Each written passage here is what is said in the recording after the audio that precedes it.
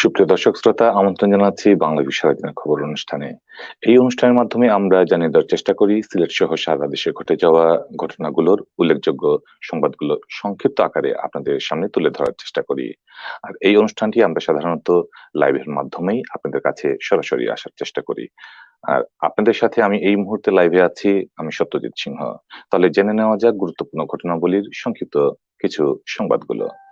সিলেটের কৃতি সন্তান সাবেক সফল অর্থমন্ত্রী আব্দুল মুহিতের মৃত্যু হয়েছে জানিয়ে একটি চক্র সামাজিক যোগাযোগ মাধ্যম ফেসবুকে গুজব ছড়িয়ে যাচ্ছে। খোঁজ নিয়ে জানা গেছে এরকম কোনো ঘটনাই ঘটেনি।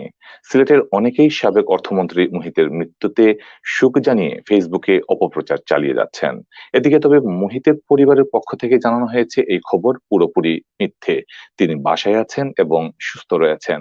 সাবেক অর্থমন্ত্রী মৃত্যু হয়েছে জানিয়ে বৃহস্পতিবার রাত থেকে অনেকেই ফেসবুকে তা প্রচার করেন। এদিকে সাবেক অর্থমন্ত্রী আব্দুল মুহিতকে নিয়ে যারা ফেসবুকে গুজব ছড়াচ্ছেন সেসব বিষয় খতিয়ে দেখছেন আইন শৃঙ্খলা রক্ষাকারী বাহিনী। এসব ব্যক্তিদের ফেসবুক তদারকি করা হচ্ছে বলে সূত্র জানায়। বিষয়টি নিশ্চিত করেন সাবেক অর্থমন্ত্রী আব্দুল মুহিতের ব্যক্তিগত সহকারী কিশোর ভট্টাচার্য জনি। তিনি বলেন, এটা একটা নোংরা রাজনীতির খেলা। কয়েকদিন পর পর স্যারকে নিয়ে সামাজিক যোগাযোগ মাধ্যমে ফেসবুকে অপপ্রচার চালায় একটি চক্র। এর পেছনে কি রহস্য রয়েছে তা আমাদের জানা নেই। স্যার বাসায় আছেন এবং সুস্থ আছেন। আর এদিকে কোভিড-19 পরিস্থিতি নিয়ে যুক্তরাষ্ট্রের উদ্যোগে আয়োজিত এক বৈঠকে পররাষ্ট্রমন্ত্রী ডক্টর এ.কে আব্দুল মোমেন ৫ দফা সুপারিশ পেশ করেছেন। শুক্রবার পররাষ্ট্র মন্ত্রণালয় এ তথ্য জানিয়েছে। কোভিড-19 সংকট উত্তরণে এ ৫ সুপারিশের মধ্যে রয়েছে অনাকাঙ্ক্ষিত টিকা বৈষম্য রোধে নিম্ন ও মধ্যম আয়ের দেশগুলোর জন্য অর্থায়ন ও সক্ষমতা বাড়াতে একটি টাইম বাউন্ড কর্ম পরিকল্পনা গ্রহণ করা, লিঙ্গ ও ভৌগোলিক ভারসাম্য বিবেচনায় নিয়ে ভবিষ্যতে মহামারী প্রতিরোধে ব্লুপ্রিন্ট তৈরি করতে হবে। এ লক্ষ্যে বিশ্ব নেতাদের নিয়ে সমন্বিতভাবে বিশ্ব স্বাস্থ্য সংস্থার দ্বারা একটি উচ্চ স্তরের প্যানেল তৈরি করা, জাতীয় স্তরের রোগ নিয়ন্ত্রণ সংস্থাগুলোকে শক্তিশালী করতে একটি বিশেষজ্ঞ ওয়ার্কিং গ্রুপ তৈরি করতে হবে। এর নেতৃত্বে থাকবে মার্কিন যুক্তরাষ্ট্র ও বিশ্ব স্বাস্থ্য সংস্থা।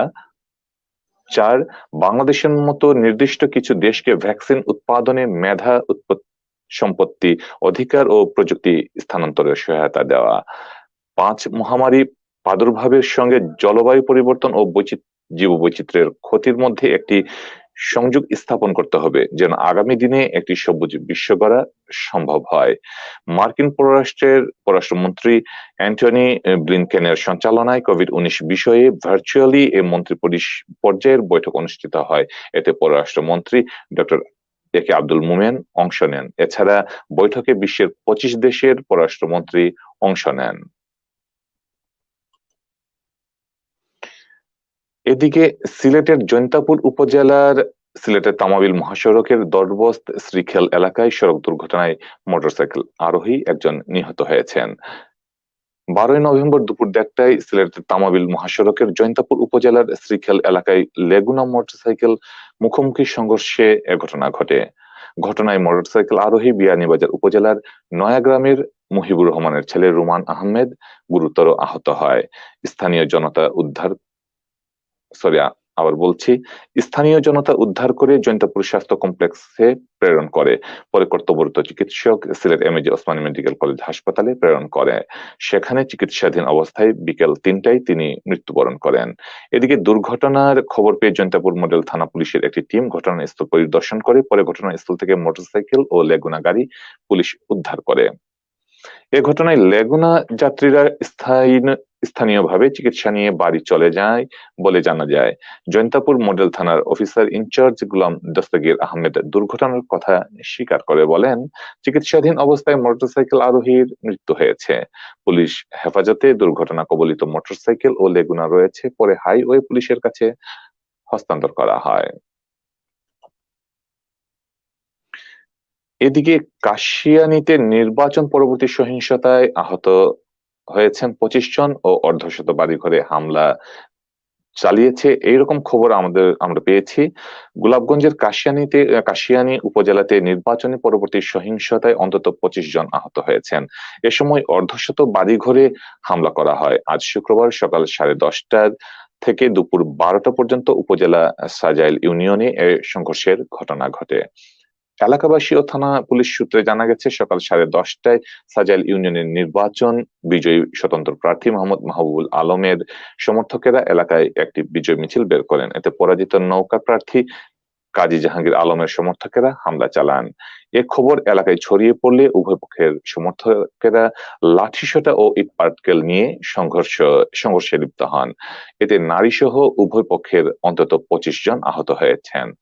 সংঘর্ষের সময় অর্ধশতাধিক বাড়িঘরে হামলার ঘটনা ঘটে। খবর পেয়ে পুলিশ ঘটনাস্থলে গিয়ে লাঠিপেটা করে পরিস্থিতি নিয়ন্ত্রণে আনে।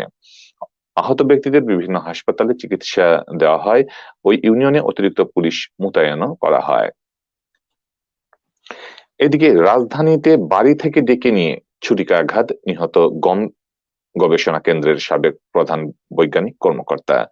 রাজধানীর শ্যামলীর চিপাগলি এলাকায় ছুরিকাঘাতে গম গবেষণা কেন্দ্রের সাবেক প্রধান বৈজ্ঞানিক কর্মকর্তা আনোয়ার শহীদ নিহত হয়েছেন। গতকাল বৃহস্পতিবার সন্ধ্যা 6টার দিকে এ ঘটনা ঘটে। কে বা কারা তাকে হত্যা করেছে তা জানতে পারেনি পুলিশ এখনো। পরিবারের দাবি, আনোয়ার শহীদকে কল্যাণপুরের বাসা থেকে ডেকে নিয়ে হত্যা করা হয়েছে। যদি ছিনতাইকারীরা তাঁকে ছুরিকাঘাত করত তবে তার সঙ্গে থাকা মুঠোফোন ও মানিব্যাগ খোয়া যেত, কিন্তু সেটা হয়নি। এরকম আমরা খবর পেয়েছি। এদিকে নিহত ব্যক্তির ভাগ্নি সাবিহা নাহিদে প্রথম আলোকে বলেন, মামা গম গবেষণা কেন্দ্রের সাবেক প্রধান বৈজ্ঞানিক কর্মকর্তা। সন্ধ্যা 7টার দিকে মামার মুঠোফোন থেকে কল করে আমাদের সরওয়ার্দী হাসপাতালে জরুরি বিভাগে যেতে বলা হয়। আমরা সেখানে গিয়ে দেখি মামা মারা গেছেন। সাবিহা বলেন, বাসা থেকে বের হওয়ার সময় মামা তাদেরকে বলে গেছেন যে দিনাজপুর থেকে কেউ একজন তার সঙ্গে দেখা করতে এসেছেন, তার সঙ্গে দেখা করতে শ্যামলী যাচ্ছেন। তবে তাদের ওই ব্যক্তি সম্পর্কে কিছু বলে যাননি। আদাবর থানার উপপরিদর্শক মাধব চৌধুরী প্রথম আলোকে বলেন, এ ঘটনায় এখনো মামলা হয়নি, তবে হত্যার কারণ উদ্ঘাটনে পুলিশ কাজ করছে। পারিবারিক সূত্রে জানা গেছে, নিহত ব্যক্তির গ্রামের বাড়ি নীলফামারীর ডুমারে। কয়েক বছর আগে স্ত্রীর সঙ্গে তার ছাড়াছাড়ি হয়ে যায়।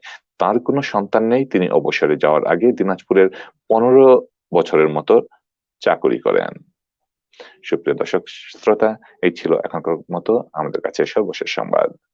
একই সময়ে এই অনুষ্ঠানটি দেখার আমন্ত্রণ জানিয়ে বিদায় নিচ্ছি। সাথে থাকার জন্য ধন্যবাদ।